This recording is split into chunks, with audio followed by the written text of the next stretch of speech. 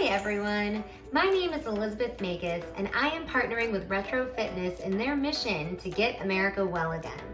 We want to show you how making small changes to your lifestyle outside of the gym can make a profound impact on your overall health. As a nation, we have never had to collectively undo the top button of our pants quite as often as we have over the last few months. But the good news is, from here, there's nowhere to go but up. Let's follow Retro Fitness's lead with getting real and start shedding that quarantine. Today I'm going to show you how to make a super easy low-carb pasta dish that can be whipped up in under 5 minutes and is modeled after an ancient Roman staple known as Cacio e Pepe, meaning cheese and pepper. A traditional cacio e pepe is made from cooking pasta and making a sauce of sorts out of the pasta water, pecorino romano, and lots of freshly ground pepper. Today's dish has all of the great flavor of a traditional cacio e pepe with a nutritional twist or two. Let's take a look at the ingredients we're going to need to make it.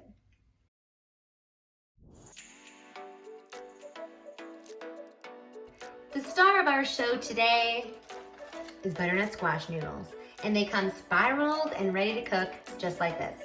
Now, in the realm of veggie noodles, I enjoy cooking with these the most because they have a real heartiness to them that you don't get with a zucchini noodle. And they really take on the flavors of all the other ingredients in the dish beautifully. So if you're hesitant to try veggie noodles in general, Dad, I swear you will love these. All we have to do to make our cacio e pepe is saute our butternut squash noodles in a little bit of olive oil, throw in some water if we need to keep it moist, and then we'll add a smidgen of butter, a lot of freshly ground black pepper, a little bit of salt if we need it, and then our ground cheese. Now, today I'm using ground Parmesan instead of pecorino romano, which is traditional, because Parmesan actually contains 1/4 of the calories of Romano. So that's a perfect example, making a small change without sacrificing any flavor. Let's get this show on the road. Our olive oil is nice and hot, so we're gonna throw in our butternut squash noodles, and we're gonna cook these for about 5 minutes or until they're al dente. We'll throw in a pinch of kosher salt.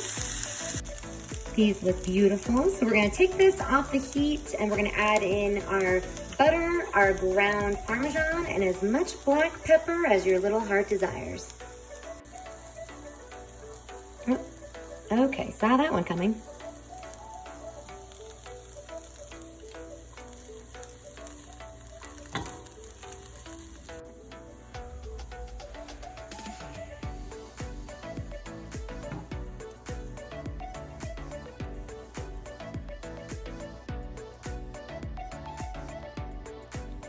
Ooh, this looks so good.